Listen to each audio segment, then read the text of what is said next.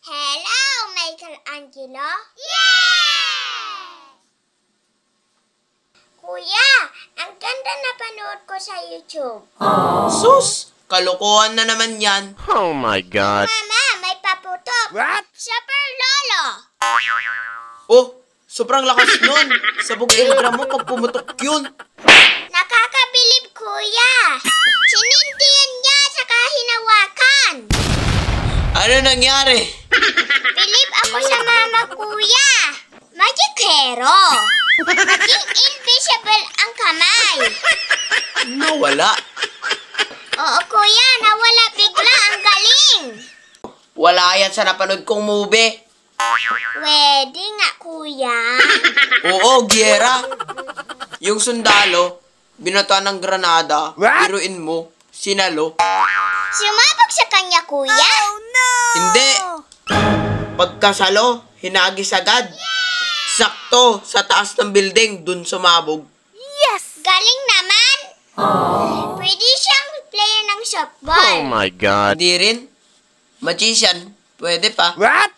Magikero din, kuya. Oo. Bigla rin siyang nawala. Nung bumagsak yung nagibang malaking simento sa taas ng building. Invisible din, kuya. Oo. Parang naging haluman, naging invisible. Galing Pero wala yan sa pinanood ko. Sumasalo ng bala. Bala? Sinasalo? Eh, ang liit-liit nun. Tas ang bilis-bilis pa. Baka naman di pinutok yan. Pinutok, kuya. Bala ng kanyon. Kanyon? Eh, ang laki nun at ang bigat. Pagkasabog pati kaluluwa niya, lusaw. Alam mo ginawa niya? Pagputok ng kanyon, inabangan niya at sinalo. Oh my God. Alam ko na nangyari. Nawala siya. Walang bakas.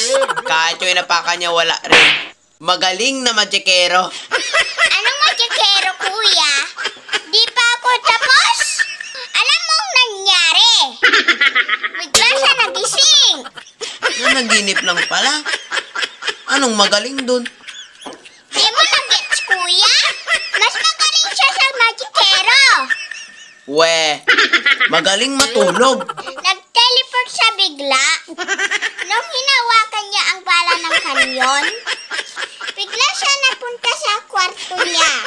Nakahiga pa siya sa kama niya. Diba ang galing? Isa siyang sangre. Magaling mag-teleport.